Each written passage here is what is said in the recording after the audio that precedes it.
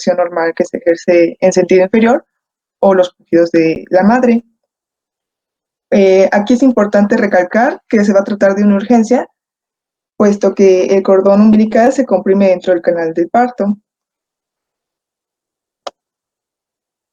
Bueno, vamos a ver más adelante que existen varias maniobras, además de la tracción de la cabeza, que van a servir para liberar este hombro.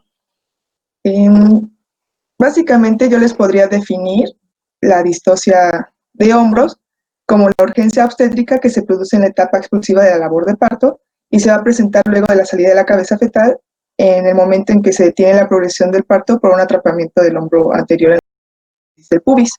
Pero como pueden observar en la diapositiva, los investigadores difieren no tanto en la definición, sino en los aspectos más específicos de esta definición. Pues.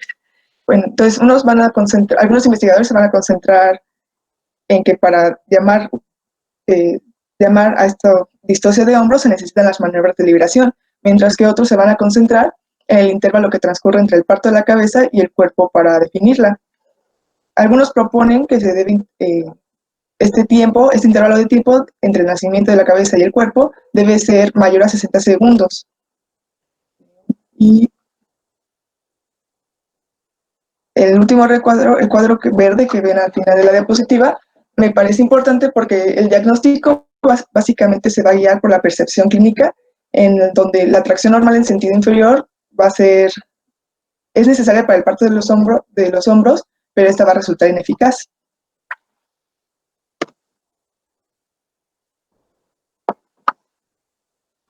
¿Ya cambió mi diapositiva? Está en la misma. Bueno, aquí está. Bueno, entonces, dependiendo de la bibliografía que ustedes puedan revisar, van a encontrar distintas referencias en cuanto a esta frecuencia. En algún artículo leí que era un 3% de todos los partos que tenemos. En la American College of Obstetricians and Gynecologists podemos encontrar que es del 0.6 al 1.4% de todos los partos que se tienen por vía vaginal. Aquí mencionan dos variables por las que va a aumentar esta distocia, y la primera es por el aumento del peso del feto al nacer. Y bueno, obviamente sabemos que si tenemos un producto de mayor peso cuando nace, la distancia entre hombro y hombro va a ser mayor, por lo que probablemente no quepa por el canal vaginal. La otra razón es que se tiene una mayor documentación Esto quiere decir que pues quizás en unos años anteriores se sufría de distocia de hombros y no lo tenemos registrado por la misma falta de papeleo o quizás atención del médico asistente. Ahora, en las consecuencias maternas y neonatales sabemos que la distocia de hombros va a poner en un mayor riesgo en el feto que para la madre. Pero en la madre podemos encontrar,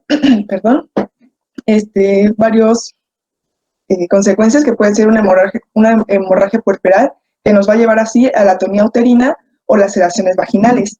Mientras que en el feto vamos a encontrar una de las complicaciones más frecuentes, va a ser mejor que pueda, ¿qué es la distocia de hombros? La distocia de hombros se trata...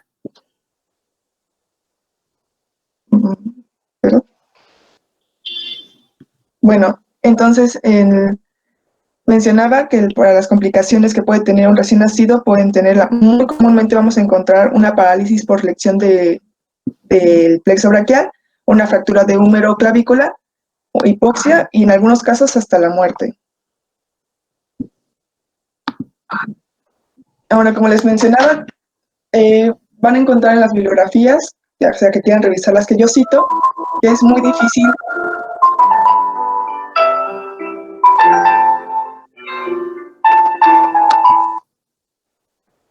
Perdón, no sé si soy yo.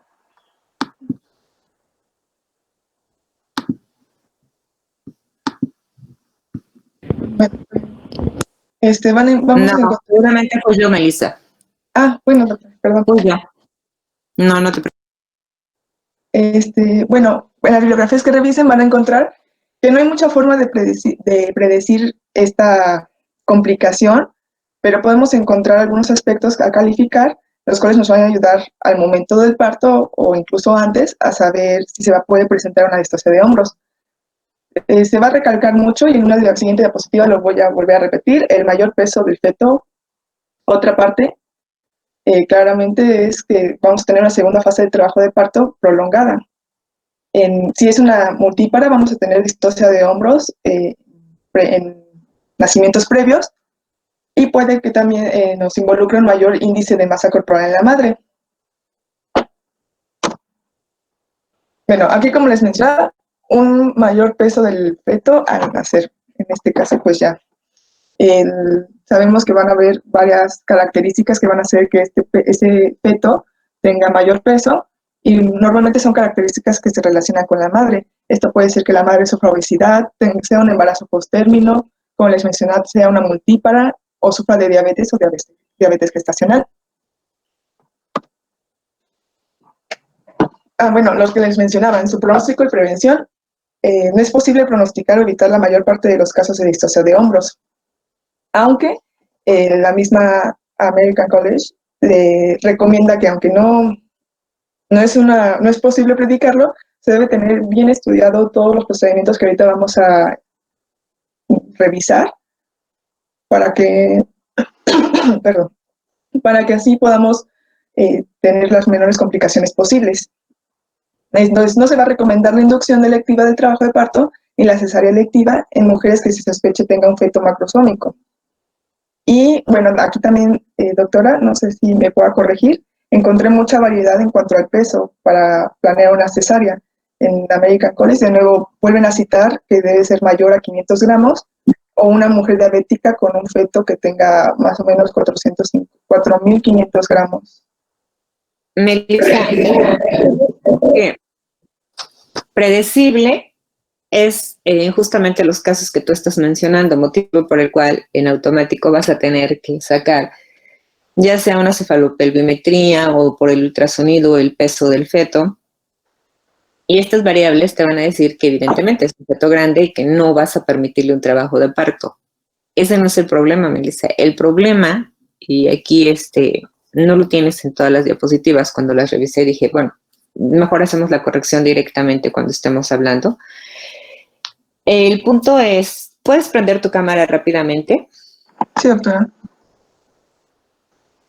Ahora, si estás de frente, quiero que te abraces.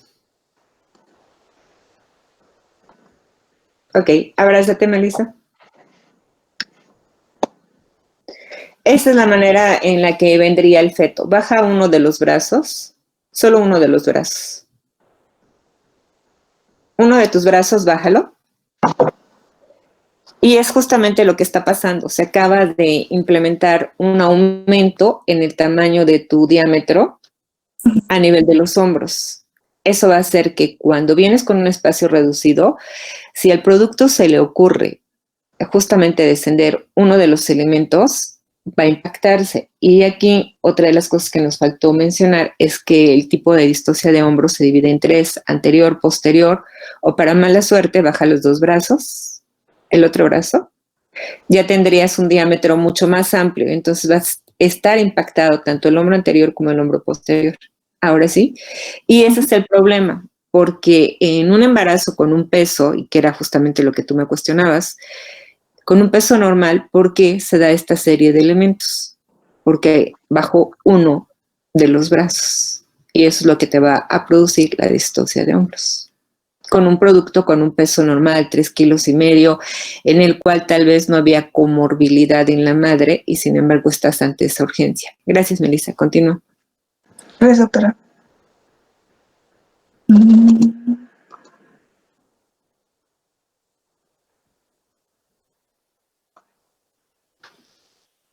Bueno, en lo que Melissa retoma todos esos datos, es importante comentarles que mientras no salga, cuando está el signo de la tortuga, se sale la cabeza ya salió. Recuerden cuando hablábamos de mecanismos de trabajo de parto, decíamos, Ustedes respiran y dejan de pujar cuando ya salió la cabeza y no ha terminado el parto. Les dije, mientras los hombros estén adentro, aún deberían de estar sin respirar ustedes porque no han terminado de atender el parto. Cada vez que la cabeza intenta salir y se regresa, que es el famoso signo de la tortuga, el pH fetal está cayendo a 0.04 por minuto hasta que corrijan el problema. Por lo tanto, estamos hablando que en 7 minutos el cordón de un pH normal que tenía de 7.25 puede llegar a 6.97, o sea, ni siquiera alcanza el 7, eso implicaría que, aunque nazca, quedaría con daño cerebral. De ahí la importancia en la que tomen ustedes tiempo para poder atenderlo. Adelante, Melissa. Gracias, doctora. Bueno, entonces les mencionaba, hay factores durante el parto que nos van a llevar a una mayor frecuencia de distocia de hombros. Muchos de estos ya los mencioné como predictivos: la segunda fase prolongada, el parto vaginal quirúrgico, la distocia previa de hombros. Y bueno, entonces, antes de que nuestra paciente llegue a sufrir cualquiera de estos, es importante que mientras estamos haciendo el control neonatal o en sus respectivas visitas al ginecólogo, debemos evaluar el peso fetal, la edad gestacional, hacer pruebas de intolerancia a la glucosa en la madre y vamos a revisar si este producto puede sufrir lesiones natales.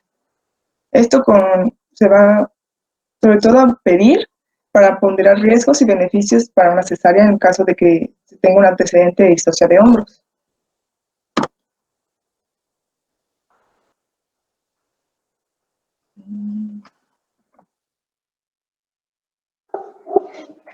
Y bueno, en el tratamiento, entonces, como mencionó la doctora, la distocia no es probablemente, va a estar siempre acompañada de compresión constante del cordón umbilical. Nuestro primer objetivo va a ser reducir el tiempo entre el parto de la cabeza y el del cuerpo. Y nuestro segundo objetivo va a ser evitar las lesiones fetales y maternas por ya sea una manipulación radical. Bueno, aquí como les mencionó la doctora, el signo de la tortuga, bueno, se dice que el principal signo de esta complicación va a ser efectivamente este signo y se va a observar luego de que la cabeza ha salido del periné. Durante la contracción uterina va a existir este avance del descenso fetal e inmediatamente va a existir la retracción de la cabeza, la cual regresa a su posición inicial. Entonces, lo primero que se debe intentar es, con delicadeza, la tracción con ayuda del esfuerzo de expulsión por parte de la madre. Con esto debemos idealmente tener una analgesia adecuada y en caso de que tengamos un producto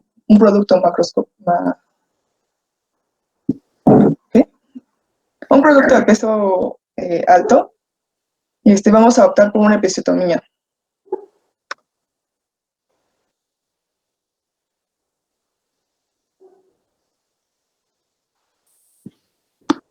Bueno, ¿sí? ¿Alguien quiere decir algo?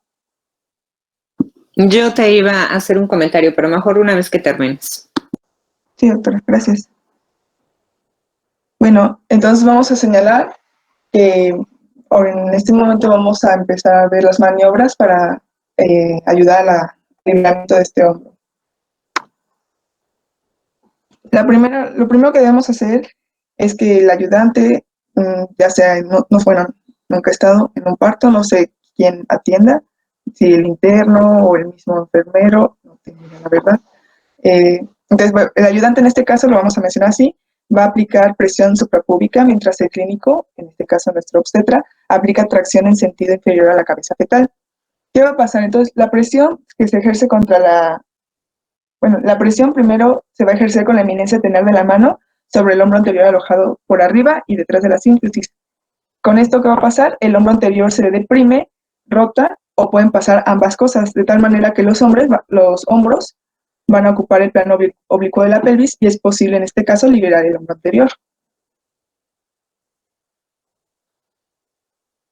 Bueno, también vamos a tener la maniobra de McRoberts, que se describió en 1983.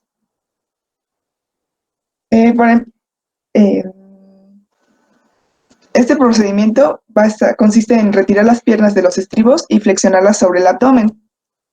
Lo que va a pasar con este procedimiento es que provoca rectificación del sacro en relación con vértebras lumbares, también va a provocar una rotación de la sínfisis del pubis hacia la cabeza materna y reducción del ángulo de inclinación pélvica.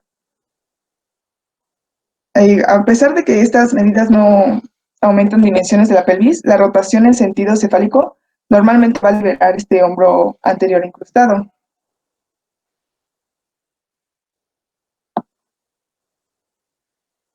También podemos probar el parto del hombro posterior. Como pueden ver en la imagen, va a consistir en pasar con delicadeza el brazo posterior del feto sobre su tórax, seguido del parto del brazo. Entonces, cuando la cintura escapular se rota hacia uno de los diámetros oblicuos de la pelvis, hasta lograr el parto del hombro anterior.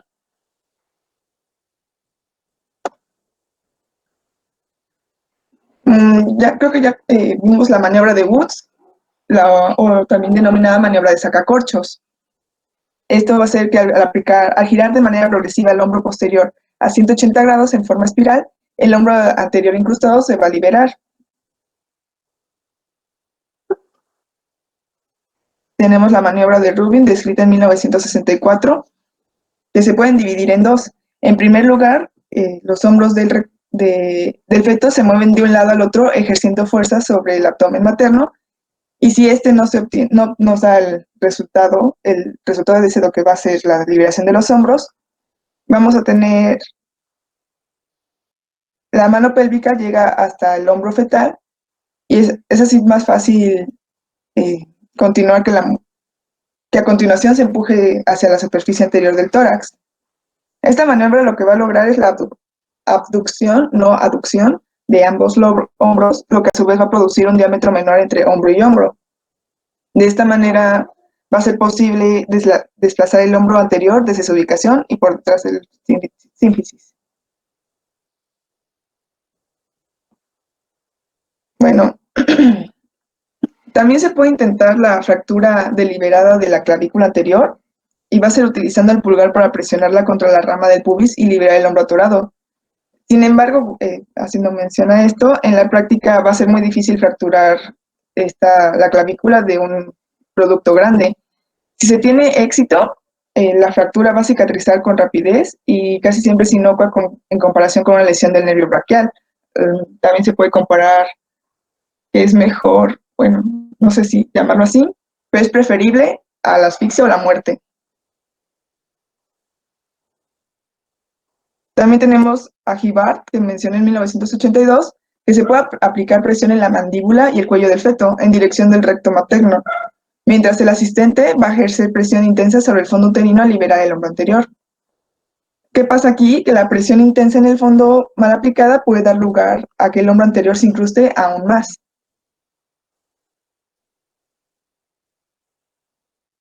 Bueno, en 1985, Sandberg describió la maniobra de Sabanelli, que va a ser para reposicionar la cabeza en la pelvis seguida de una cesárea. Entonces, la primera parte de esta maniobra va a consistir en regresar la cabeza a la posición occipito anterior o posterior. Se va a administrar 0.25 miligramos de terbulatina por vía subcutánea, y esto que va a provocar pues la relajación uterina. Entonces el médico va a flexionar la cabeza y la empuja lentamente de nuevo dentro de la vagina, y a continuación se lleva a cabo una cesárea. También se puede optar por la sinfisiotomía, en la cual se va a seccionar el cartílago sinfisario intermedio y gran parte de su soporte ligamentoso. ¿Esto para qué? Para ensanchar la sínfisis del pubis. Y también tenemos la cleidotomía. Bueno, la cleidotomía va a consistir en seccionar la clavícula con tijera o algún otro instrumento cortante, y casi siempre se va a efectuar en feto muerto.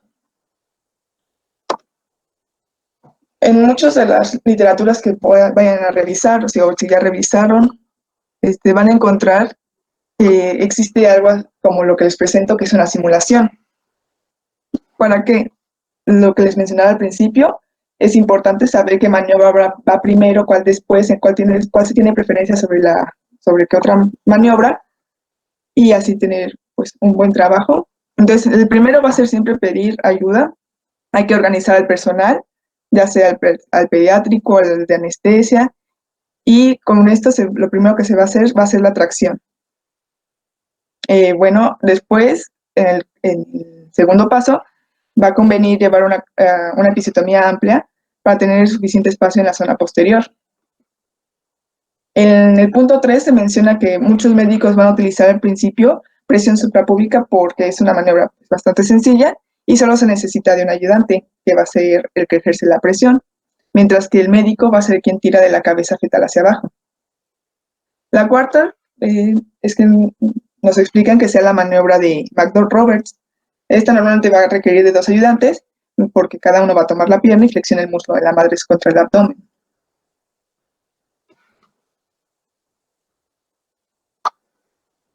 Bueno, si con estos 4 pasos que les mencionaba, la mayoría de las distocias de hombros se van a resolver. Si no se logra y pues existe un fracaso, vamos a intentar los siguientes 3 pasos y cualquiera de estos 3 pasos se puede repetir. Primero se va a intentar el nacimiento del brazo posterior. Se mencionaba que cuando el brazo se encuentra completamente extendido es difícil conseguir pues, el resultado deseado. También podemos aplicar en el paso número 6 la maniobra de sacacorcho de Woods. Y finalmente en el paso 7 se intenta la maniobra de Rubin. Las otras técnicas que mencioné, como la fractura de clavícula, la sinfisiotomía, la cleidotomía, pues van a ser para los casos en los que se han fracasado todas las maniobras anteriores que les mencionaba. Y ya finalmente, bueno, también la de maniobra de Sabanelli. Y bueno, ya finalmente el American College concluyó que ninguna maniobra es mejor que otra para liberar el hombro atorado o reducir la probabilidad de esta lesión. Sin embargo, la de McRoberts se considera la maniobra inicial más razonable. Y bueno, eso sería todo, mis bibliografías. Ok, gracias. Les mencionó las maniobras, hay que poner orden ahí. Vamos a clasificar las maniobras que marcó.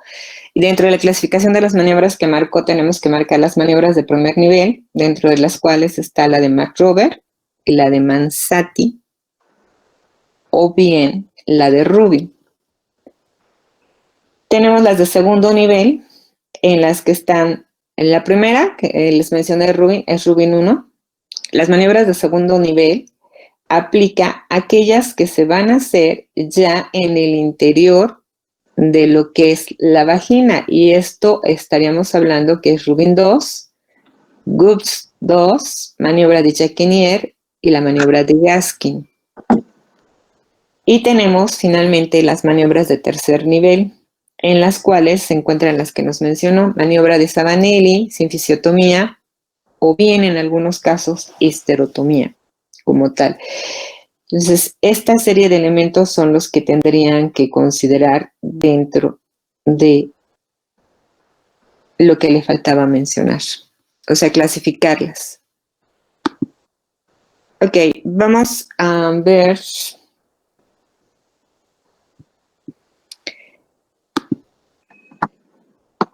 Chequen, voy a compartir con ustedes pantalla.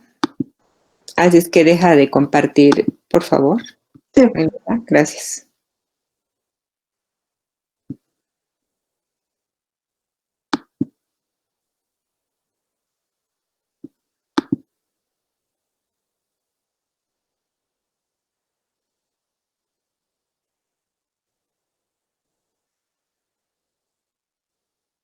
Deja ver cuál es la que quiero.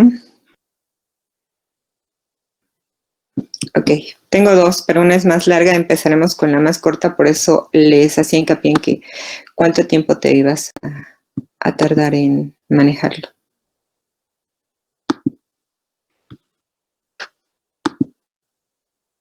Esta es la larga.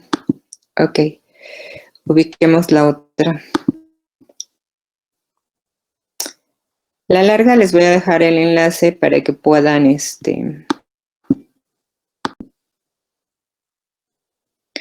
puedan revisarla con detalle, pero vamos a ir con la primera.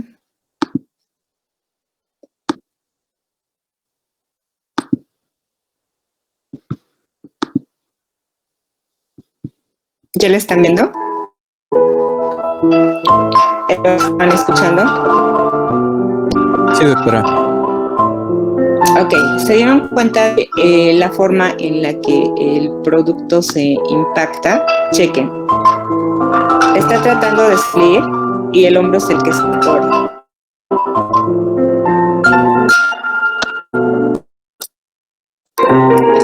Esto es lo que no tendríamos que estar haciendo.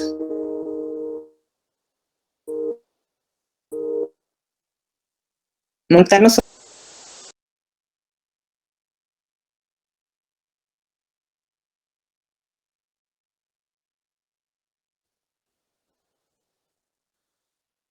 Esta noche voy a cenar unas alitas con No, salsa ya nos diabla, tocó comercial.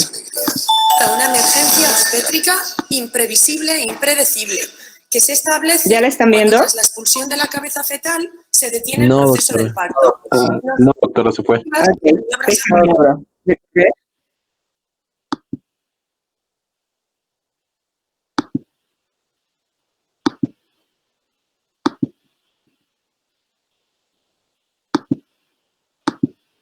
Déjenme recorrer a ver dónde andamos.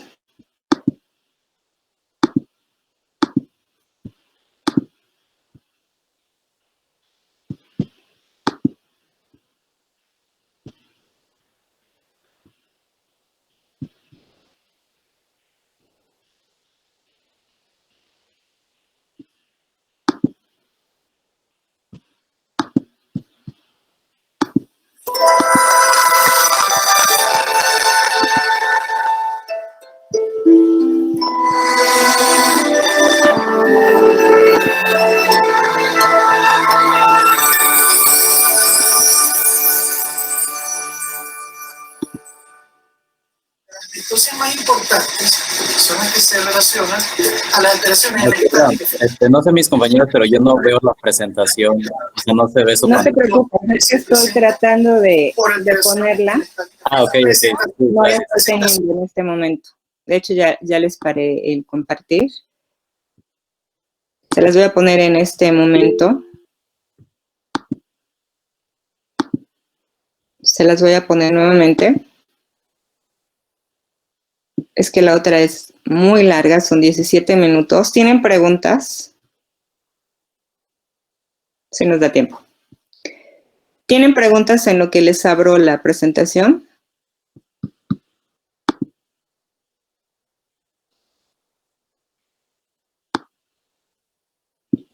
Sí, doctora. En el caso, por ejemplo, de que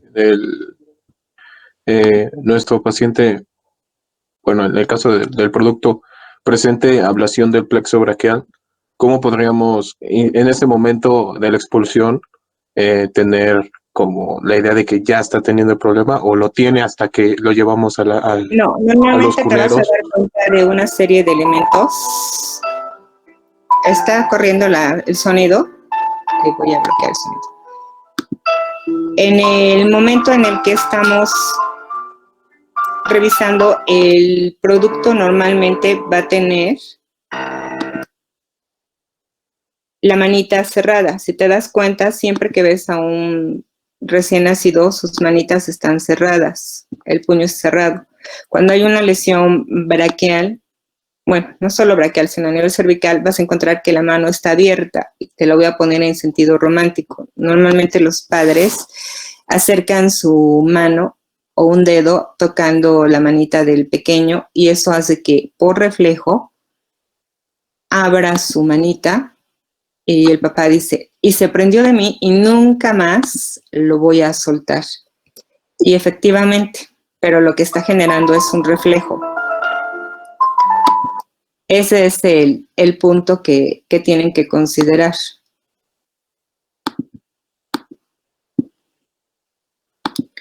Ahí es donde te das cuenta y aparte el pequeño va a estar muy inquieto, está llorando constantemente ante la situación de inestabilidad que tiene y puede tardar de 2 meses mínimo en adelante para que puedas tener ya la posibilidad de...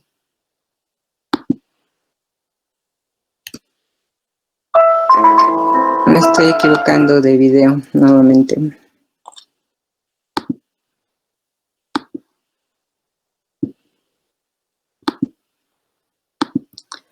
¿Sí contesté tu pregunta?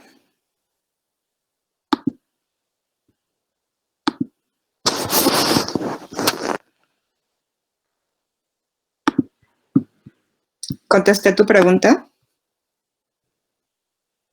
Sí, doctora. No hay manera de reparar ese tipo de ablaciones, ¿verdad? Sí, o sea, si no quedó totalmente, llamémosle un grado 3, si no es un grado 1 o grado 2, con rehabilitación. Ahí es donde va a tener que automáticamente, cuando tú ves esas condiciones del pequeño, ya estás ubicando que no debe de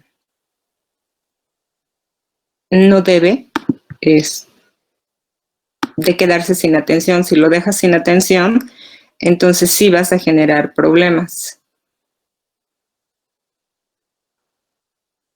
Ok, Esos gracias, son doctora. los datos que tienes que tomar en consideración. A ver, déjenme ubicar aquí. Los voy a dejar.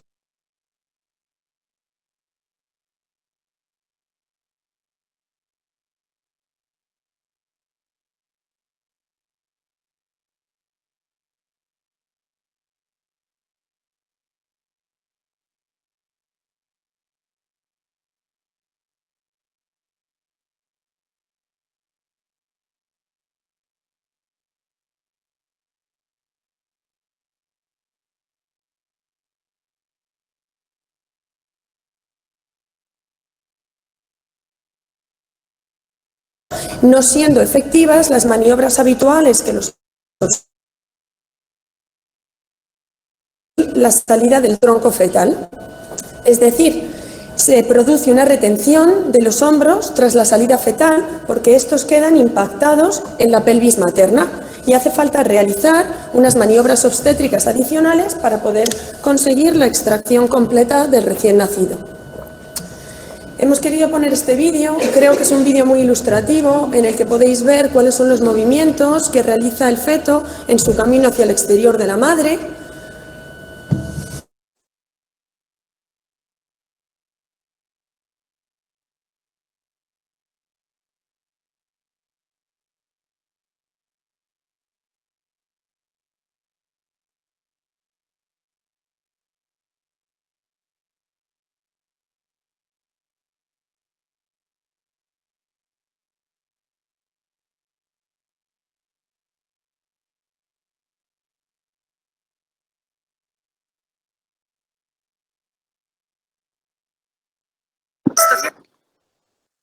¿Ya están viendo la imagen ahora sí?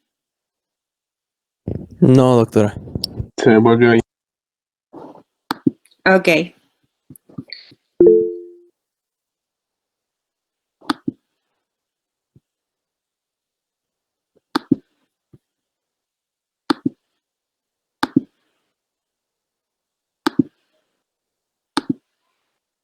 Ya la tienen en pantalla, ¿no?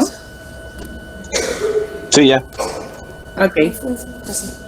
Bueno, aquí volvemos a ver el vídeo y creo que al ver este vídeo podéis comprender que la distocia de hombros se trata de un problema óseo.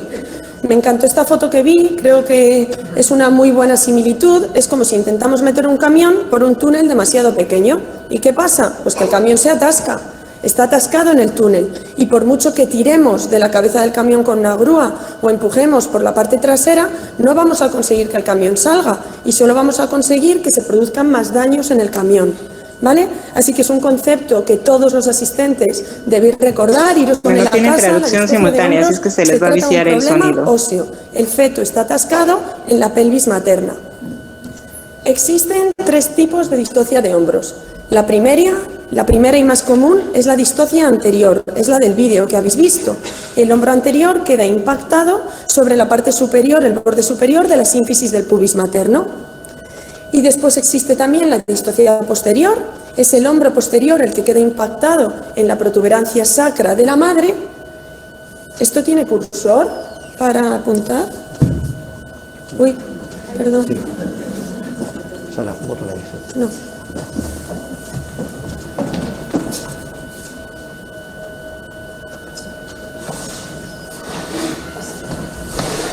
Vale.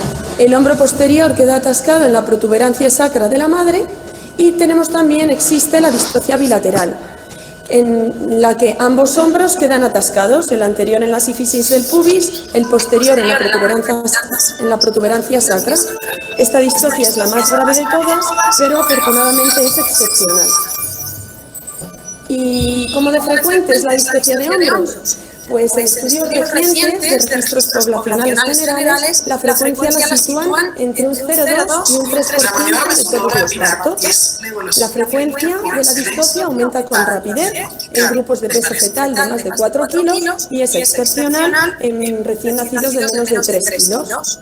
Como podéis ver en este gráfico, se ve que según va aumentando el peso fetal, va aumentando de manera casi exponencial la frecuencia de la distocia de hombros. ¿Y cuáles son los factores de espacio? Un enlentecimiento del parto, al fin es muy difícil acomodar la mano del operador. Se las adelanté para los puntos que me parecen básicos. Y el cuerpo fetal. Y como habéis podido ver en el vídeo ese del principio, muchas veces observamos el signo de la tortuga. Por el empujo materno o la contracción uterina se produce la expulsión de la cabeza fetal, pero al impactarse el hombro, una vez se ha elongado el cuello tiende a volver a retraerse, echarse para atrás y observamos la cabeza retraída en el periné. Este es el signo de la tortuga. Bueno, pues hablemos ahora un poco sobre el manejo y cuál es el protocolo de actuación que debemos activar ante una distocia de hombros. No podemos olvidar cuál es nuestro objetivo. Nuestro objetivo es sacar al feto sano, siempre con la menor morbilidad materna asociada posible. Debemos prevenir la asfixia fetal y prevenir la parálisis braquial permanente. Y lo primero que tenemos que hacer ante una distocia de hombros es conservar la calma. Y a ver, sé que esto es difícil. Estamos ante una emergencia obstétrica. Tenemos la cabeza del bebé asomando, el cuerpo no sale, es una situación muy agobiante. Pero hay tiempo de actuar y tiempo de resolver esta distocia. El pH de la sangre del cordón fetal, el estado de oxigenación del paciente o falta de oxígeno grave que puede provocar secuelas cuando ese feto nace con un pH inferior a 7.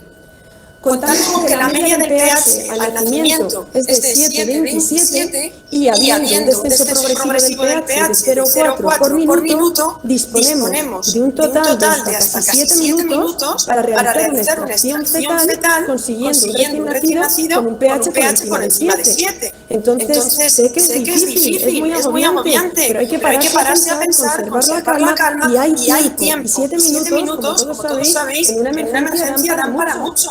Para pensar, para que venga gente que nos ayude, así que por favor, conservar la calma. Y después pues debemos activar y poner en marcha el protocolo de distocia de hombros. Cada paritorio en España y en el mundo entero debería conocer todo el personal del paritorio y revisar de vez en cuando y entrenar el protocolo de resolución de una distocia de hombros. Aquí os presento el de la Sociedad Española de Ginecología y Obstetricia, la SEGO, pero que en esencia es similar a la Sociedad de Royal College inglesa, la de los canadienses y los americanos. Una vez diagnosticada la distocia de hombros, lo primero que debemos hacer, el primer paso de todos es solicitar ayuda. Y después aplicar de manera secuencial una serie de maniobras que vamos a repasar.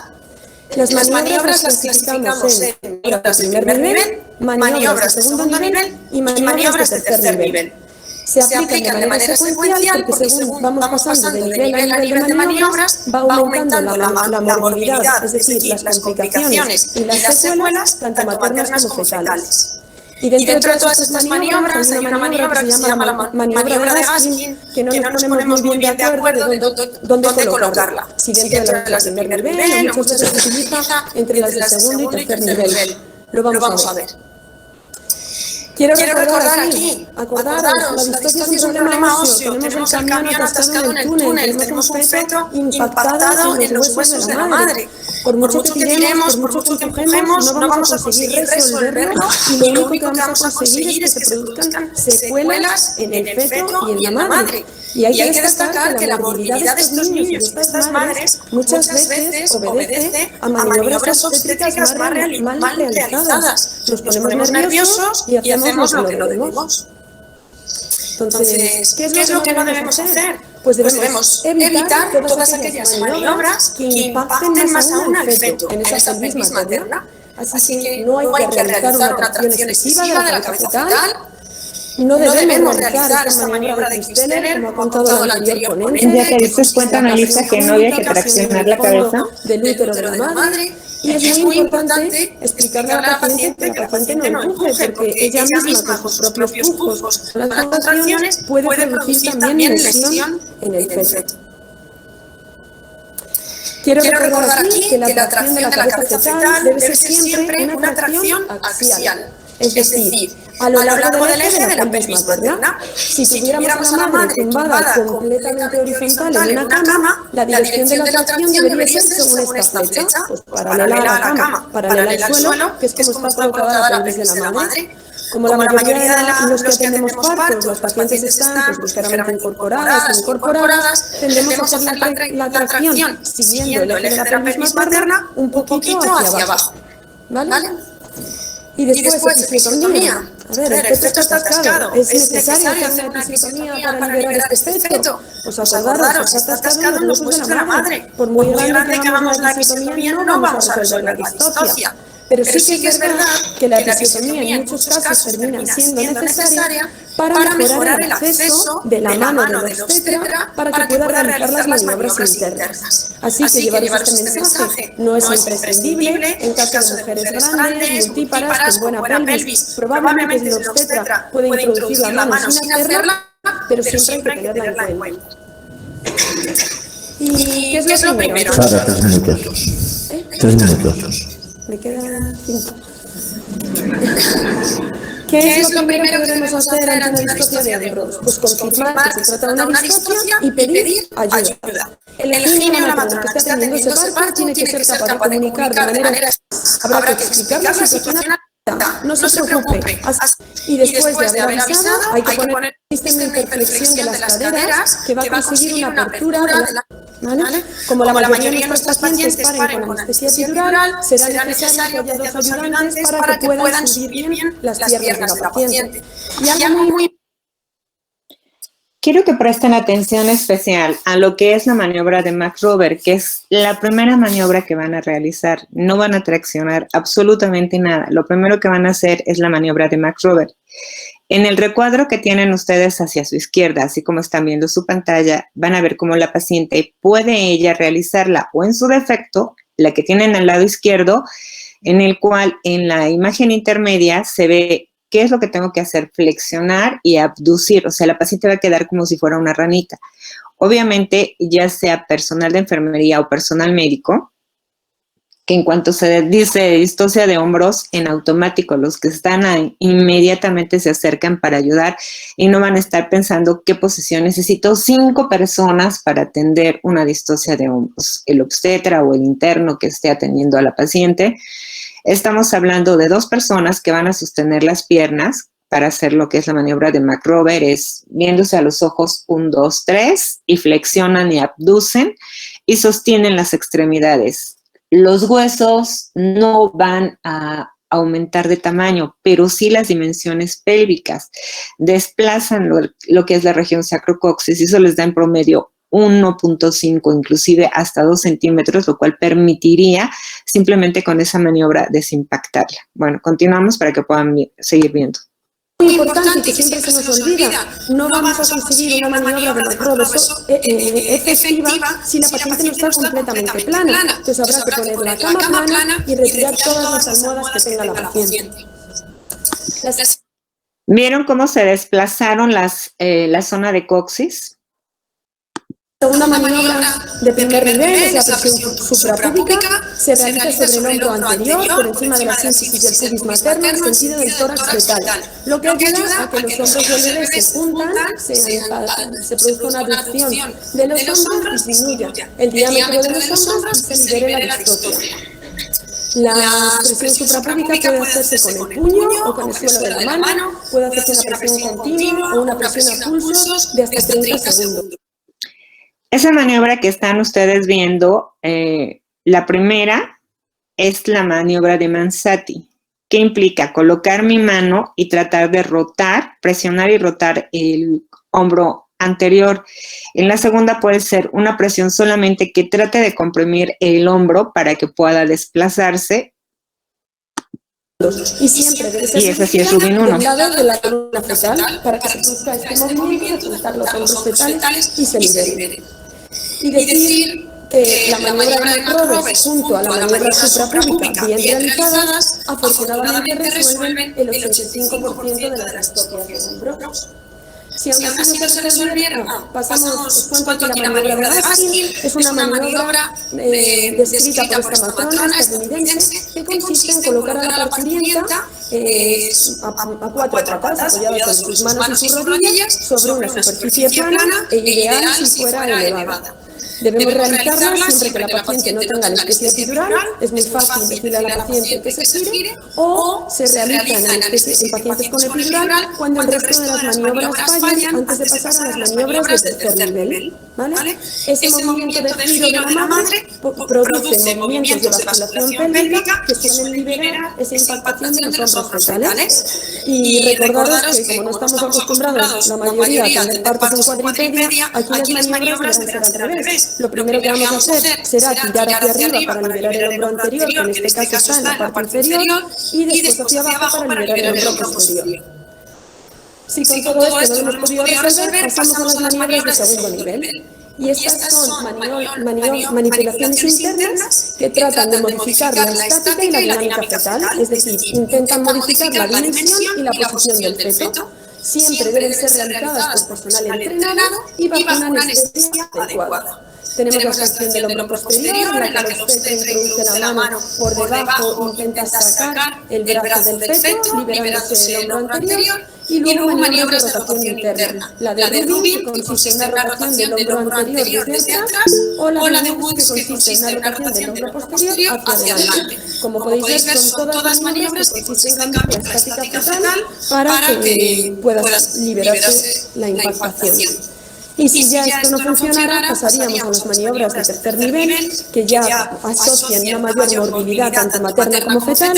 La maniobra de Zavanelli consiste en reintroducir la cabeza fetal dentro de la pelvis materna.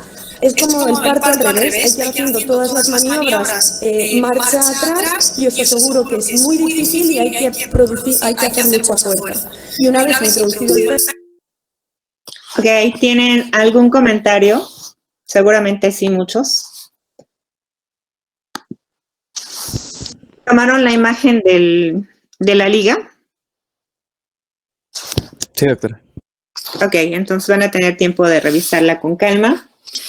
Su tarea va a ser que ubiquen, en Estados Unidos se trabaja con lo que viene siendo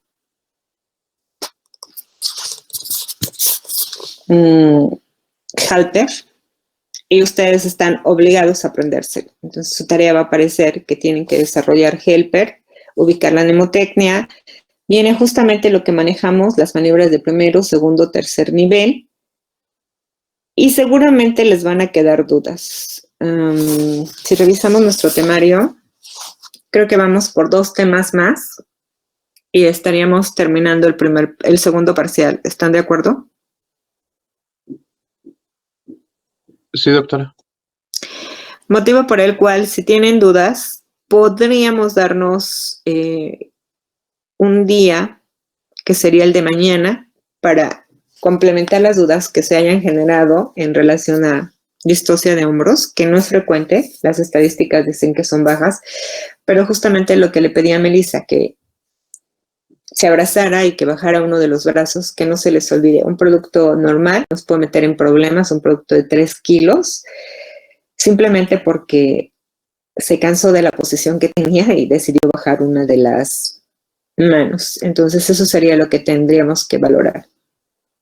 Me dicen mañana si